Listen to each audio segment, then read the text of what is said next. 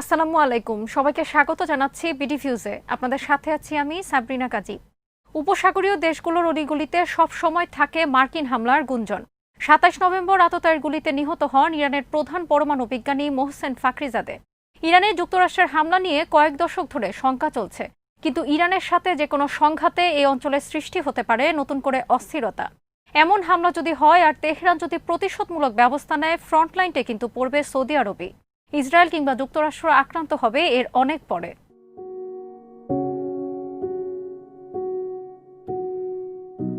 ইরানি বিজ্ঞানী ফাকরিজাদে হত্যার পেছনে সন্দেহভাজন ইসরায়েল ও ট্রাম্প প্রশাসন হলেও সৌদি আরব এর পেছনে গুরুত্বপূর্ণ ভূমিকা রেখেছে বলেও জল্পনা এখন তুঙ্গে।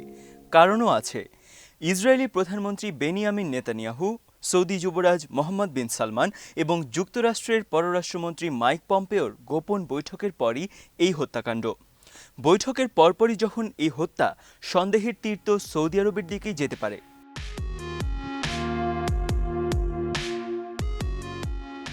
যেহেতু বৈঠক রুদ্ধদ্বার ছিল, কি আলোচনা হয়েছিল সেখানে তা স্পষ্ট নয়। বৈঠকে ফাকরিজাদে হত্যার পরিকল্পনা হয়েছিল এমন কোনো তথ্য প্রমাণও যেহেতু নেই, তা নিয়ে উপসংহারে আসাও কঠিন। তবুও এই হত্যাকাণ্ড উপসাগরীয় অঞ্চলগুলোকে উত্তপ্ত পরিস্থিতির মধ্যে পতিত করেছে। ইরানের নেতারা কঠোর অবস্থানের আভাস দিয়ে এর প্রতিশোধ নেওয়ার প্রতিশ্রুতি দিয়েছেন। ইসরায়েলের বিরুদ্ধেই আঙুল তুলেছেন তারা।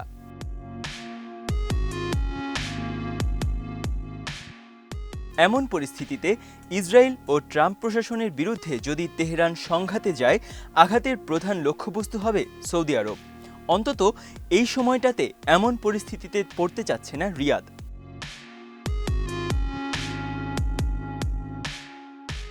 লন্ডন ভিত্তিক আউটলেট মিডল ইস্ট আই এর প্রতিবেদন থেকে জানা গেছে, ওই বৈঠকে মোহাম্মদ বিন সালমান ও নেতানিয়াহুর মধ্যে ইরানের সঙ্গে যুদ্ধে যাওয়ার বিষয় নিয়ে আলোচনা হয়, কিন্তু সৌদি যুবরাজ এই সংঘাতে যেতে তার দেশের অনিচ্ছার কথা জানিয়ে দেন।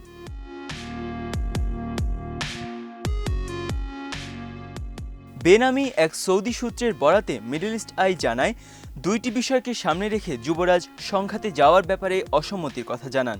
প্রথমত, তারা জানেন যে এই ধরনের সংঘাতে বাইডেন প্রশাসনের সমর্থন মিলবে না। দ্বিতীয়ত, এতে ইরান তাদের কি কি ক্ষতি করতে পারে তা সৌদিরা জানেন।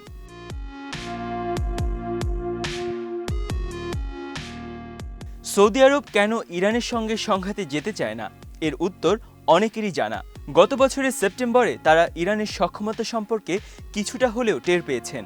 সৌদি আরবের পূর্বাঞ্চলের তেল স্থাপনাগুলোতে যে ক্রুজ মিসাইল ও ড্রোন হামলা হয়েছিল তা এক কথায় ভয়াবহ ছিল। দেশটির তেল উৎপাদন সক্ষমতার প্রায় অর্ধেকই তখন ক্ষতিগ্রস্ত হয়েছিল।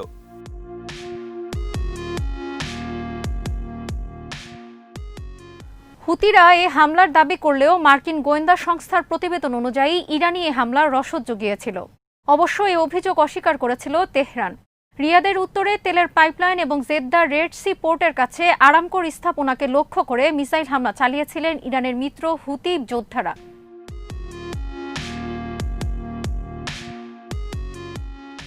মিডল ইস্ট আই এর প্রতিবেদন অনুযায়ী মোহাম্মদ বিন সালমান মনে করেন, যুদ্ধে গেলে সৌদি আরবের অর্থনীতিতে ধ্বংসযজ্ঞ ডেকে আনতে পারে ইরান। তাছাড়া কোভিড মহামারীর কারণে তেলের চাহিদা বেশ মন্থর। এই অবস্থায় যুদ্ধে গেলে দেশটির কোষাগারে বড়সড় টান পড়বে। উপসাগরীয় অঞ্চলে তাদের প্রভাব বলয় ছোট হয়ে আসবে।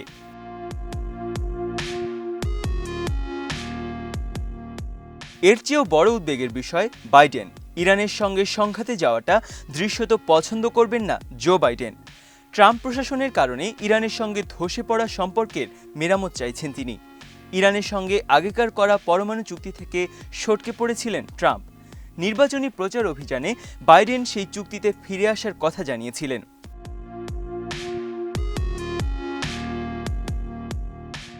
যুক্তরাষ্ট্রের নবনির্বাচিত প্রেসিডেন্টের গুডবুকে নাম লেখাতে হলে অনেক কিছুই করতে হবে রিয়াদকে। ইয়েমেনের নৃশংসতা, সাংবাদিক জামাল খাশোগি হত্যার মতো বিষয় বাইডেনের মধ্যে এমন ধারণার জন্ম দিয়েছে যে সৌদি আরব একটি সমাজচ্যুত দেশ।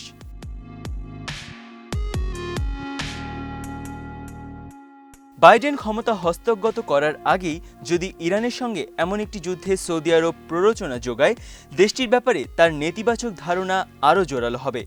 বিশ্লেষকরা বলছেন এসব বিষয়ের বাইরেও আরও বিষয় রয়েছে যা সৌদিকে ইরানের বিরুদ্ধে সংঘাতে যেতে বারণ করবে। এর একটি হলো ইরানের সামরিক শক্তি।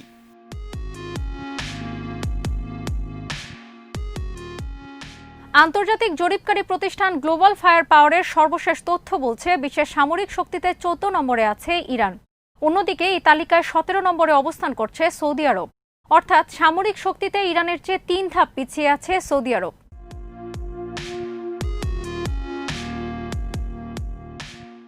গ্লোবাল ফায়ার পাওয়ারের সর্বশেষ তথ্য বলছে ইরানের সামরিক বাহিনীর মোট সদস্য সংখ্যা 8,73,000। এর মধ্যে সক্রিয় সদস্য 5,23,000 এবং রিজার্ভে আছে 3,50,000। অন্যদিকে সৌদি আরবের সামরিক বাহিনীর মোট সদস্য 8,03,000। এর মধ্যে সক্রিয় সদস্য 4,78,000 এবং রিজার্ভে আছে 3,25,000 সদস্য।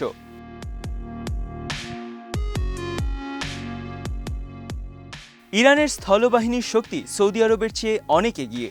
তাদের সেনাবাহিনীর কমব্যাট ট্যাঙ্ক আছে 2,056টি এবং সাঁজোয়া যান আছে 4,300টি। এছাড়াও তাদের 570টি সেলফ প্রোপেলড আর্টিলারি, 2,088টি টোড আর্টিলারি এবং 1,935টি রকেট প্রজেক্টর আছে।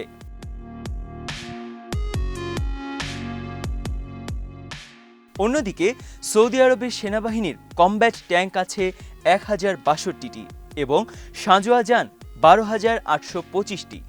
এছাড়াও তাদের 705টি সেলফ প্রোপেলড আর্টিলারি, 1,818টি টোড আর্টিলারি এবং 122টি রকেট প্রজেক্টর আছে।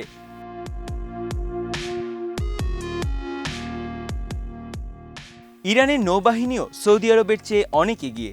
ইরানের নৌবাহিনীর সব মিলিয়ে নৌ সরঞ্জাম আছে 398টি।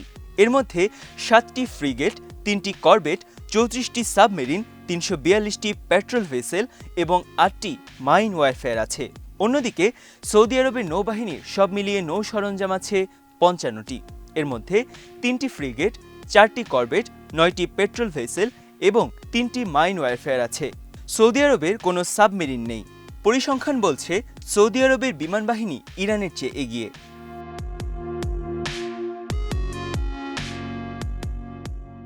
ইরানের বিমান বাহিনীতে সব মিলিয়ে এয়ারক্রাফট আছে 509টি। এর মধ্যে ফাইটার এয়ারক্রাফট 155টি, ডেডিকেটেড অ্যাটাক 23টি, ট্রান্সপোর্ট এয়ারক্রাফট 62টি, ট্রেইনার এয়ারক্রাফট 94টি। ইরানের মোট হেলিকপ্টার আছে 100টি। এর মধ্যে অ্যাটাক হেলিকপ্টার 12টি।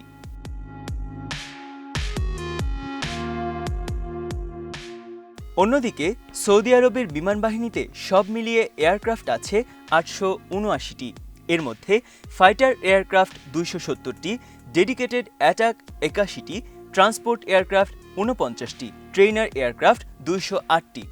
সৌদির মোট হেলিকপ্টার আছে 283টি। এর মধ্যে attack helicopter 34টি।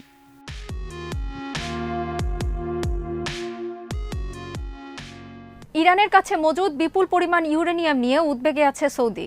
International atomic energy এজেন্সির তথ্য মতে এখন ইরানের সমৃদ্ধ ইউরেনিয়ামের মজুদ প্রায় 2,442.9 কেজি। মূলত পারমাণবিক বোমা তৈরিতে এই ইউরেনিয়াম ব্যবহার করা হয়। সৌদি আরবের ধারণা ইরান পরমাণু বোমা তৈরিরও খুব কাছাকাছি পর্যায়ে চলে এসেছে। সমৃদ্ধ এসব ইউরেনিয়াম দিয়ে যে কোনো সময় বানিয়ে ফেলতে পারে মরণাস্ত্র। তবে ইরান সবসময় দাবি করে আসছে যে তারা শান্তিপূর্ণ কাজে ব্যবহারের জন্য পারমাণবিক কর্মসূচি চালিয়ে যাচ্ছে।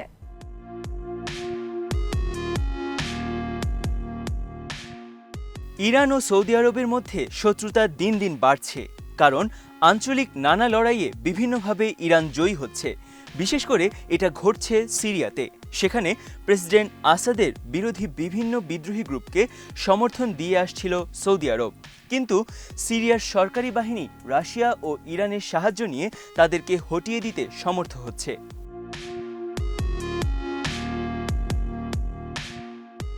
হুথিদের কাছে অস্ত্র সরবরাহ করার অভিযোগ করেছে ইরান, কিন্তু জাতিসংঘের বিশেষজ্ঞ প্যানেলের দেওয়া কয়েকটি প্রতিবেদনে দেখা গেছে তেহরান হুথি যোদ্ধাদের অস্ত্র ও প্রযুক্তি দিয়ে বড় রকমের সাহায্য ও সমর্থন দিচ্ছে।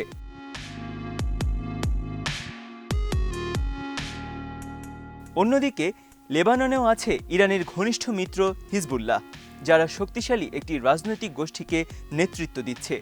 একই সঙ্গে নিয়ন্ত্রণ করছে সশস্ত্র যোদ্ধাদের বিশাল একটি বাহিনীকে।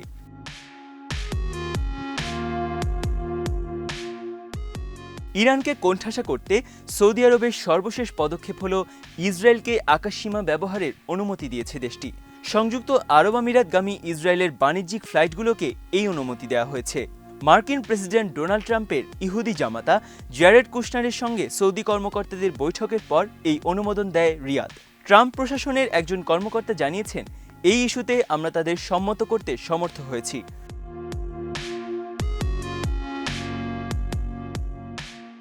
সংযুক্ত আরব আমিরাত ও বাহরাইন ইসরায়েলের সঙ্গে কূটনৈতিক সম্পর্ক স্থাপন করার পর থেকেই গুঞ্জন চলছে সৌদি আরবও একই পথে হাঁটতে যাচ্ছে।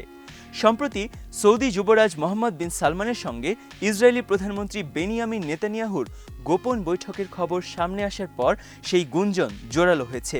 ডোনাল্ড ট্রাম্প কিন্তু ইঙ্গিত দিয়ে রেখেছেন, অচিরেই বাহরাইন ও আমিরাতের পথে হাঁটবে রিয়াদ।